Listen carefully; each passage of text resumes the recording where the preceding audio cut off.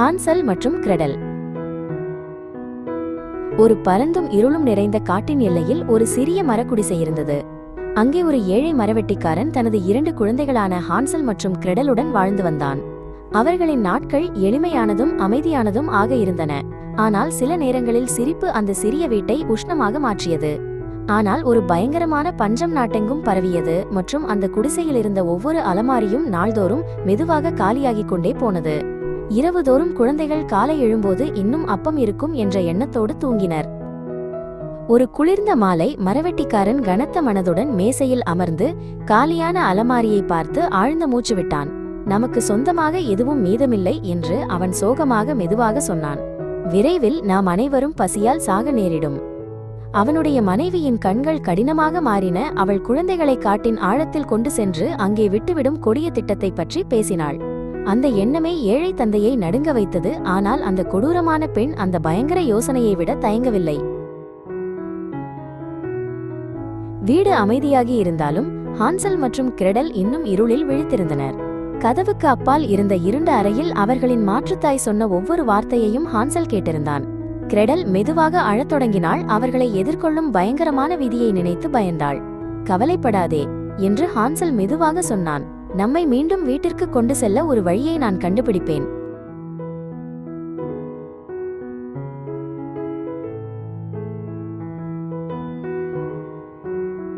வீடு முழுவதும் அமைதியான போது ஹான்சல் வெள்ளி போன்ற நிலவொளியில் மெதுவாக வெளியேறினான். வீட்டின் அருகில் ஒரு சிறிய ஓடை அமைதியாக ஓடியது. அதன் கரையில் பல வெள்ளைக்கற்கள் நிலவொளியில் மெதுவாக ஒளிர்ந்தன. ஹான்சல் அந்த ஒளிரும் கற்களை ஒன்றன்பின் ஒன்றாக எடுத்து தனது பைகளில் நிரப்பினான். அவன் மனதில் ஒரு புத்திசாலித்தனமான திட்டம் உருவாகிக் கொண்டிருந்தது. போதுமான அளவு சேகரித்த பிறகு அவன் அமைதியாக மீண்டும் வீட்டிற்குள் வந்து கிரெடலின் அருகில் படுத்துக்கொண்டான்.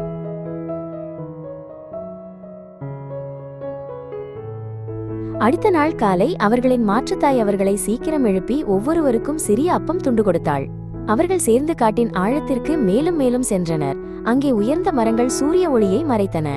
நடந்து கொண்டிருக்கும் போது ஹான்சல் ரகசியமாக வெள்ளை கற்களை பாதையில் விட்டுச் சென்றான். காட்டின் தரையில் மெதுவாக ஒளிர்ந்த அந்த அமைதியான பாதையை யாரும் கவனிக்கவில்லை.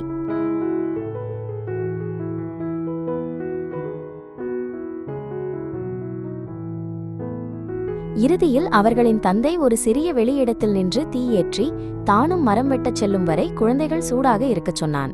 ஹான்சல் மற்றும் கிரெடல் தீ அருகில் ஒன்றாக அமர்ந்து தூரத்தில் எங்கோ இருந்து வரும் கோடாரியின் மெலிதான ஒலியை கேட்டனர். ஆனால் அந்த ஒலி அவர்களின் தந்தையிடமிருந்து வரவில்லை. காற்றில் மெதுவாக அசையும் ஒரு கிளையிலிருந்து வந்தது. சிறிது நேரத்தில் அவர்கள் காட்டின் ஆழத்தில் தனியாக விடப்பட்டிருப்பதை உணர்ந்தனர்.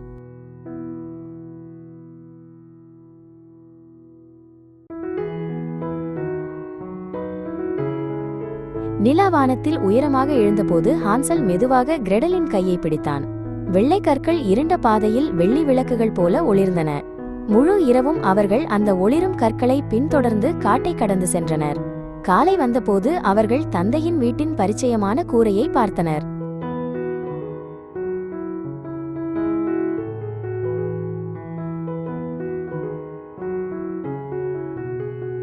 சில நேரம் குடும்பம் மீண்டும் ஒன்றானது.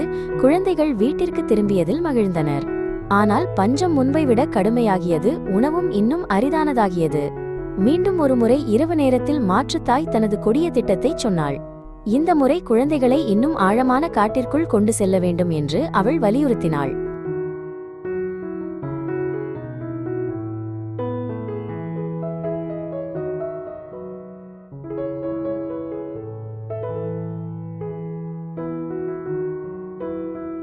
ஹான்சல் மீண்டும் கற்களை சேகரிக்க முயன்றான். ஆனால் அந்த இரவு கதவு பூட்டப்பட்டிருந்தது. அதனால் அவன் தனது அப்பத்தை சிறிய துண்டுகளாக உடைத்தான். அவர்கள் காட்டில் நடந்து கொண்டிருக்கும் போது அவன் அந்த துண்டுகளை பாதையில் விட்டான். அவை மீண்டும் அவர்களை வீட்டிற்கு வழிநடத்தும் என்று அவன் நம்பினான்.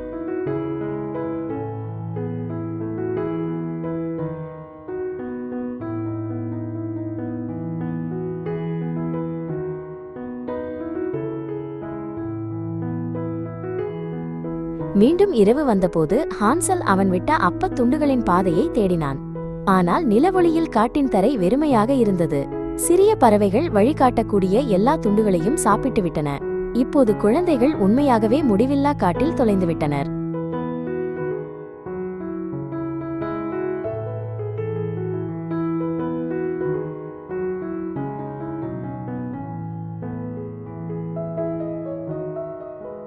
குழந்தைகள் மரங்களுக்கிடையில் சோகமாக அலைந்து கொண்டிருந்தபோது ஒரு அழகான வெள்ளைப்பறவை தோன்றியது.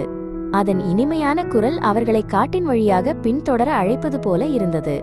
ஹான்சல் மற்றும் கிரெடல் அதை பின்தொடர்ந்து ஒரு சூரிய ஒளி நிறைந்த வெளியிடத்துக்கு வந்தனர். அங்கே அவர்களை ஒரு அதிசயமான மற்றும் வித்தியாசமான ஒன்று காத்திருந்தது.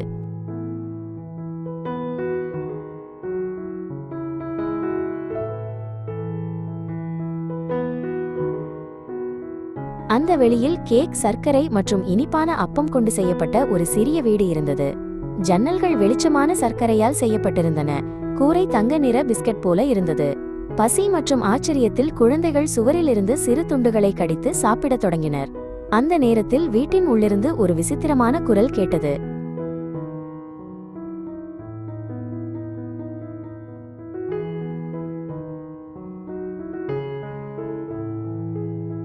ஒரு முதிய பெண் கதவை திறந்து ஆச்சரியமான கருணையுடன் புன்னகைத்தாள். அவள் பசியான குழந்தைகளை உள்ளே அழைத்து அவர்களுக்கு சூடான படுக்கையும் இனிப்பான உணவும் கொடுத்தாள். ஆனால் அவளது கருணை ஒரு வேடம் மட்டுமே, ஏனெனில் அவள் ஒரு தீய சூனியக்காரி. சில நேரத்தில் அவள் ஹான்சலை ஒரு கூண்டில் அடைத்து கிரெடலை தன்னை சேவை செய்ய கட்டாயப்படுத்தினாள்.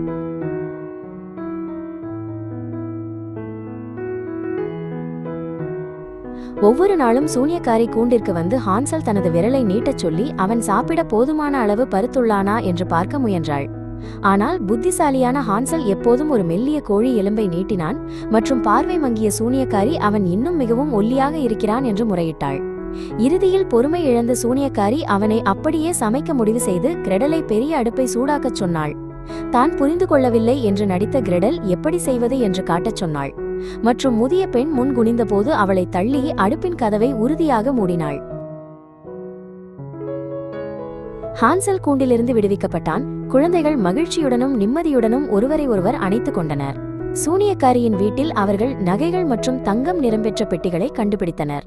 குழந்தைகள் தங்கள் பைகளை ஒளிரும் பொக்கிஷங்களால் நிரப்பினர். பின்னர் அவர்கள் காட்டின் ஆழத்தில் இருந்த அந்த பயங்கர வீட்டை விட்டு விரைந்து ஓடினர்.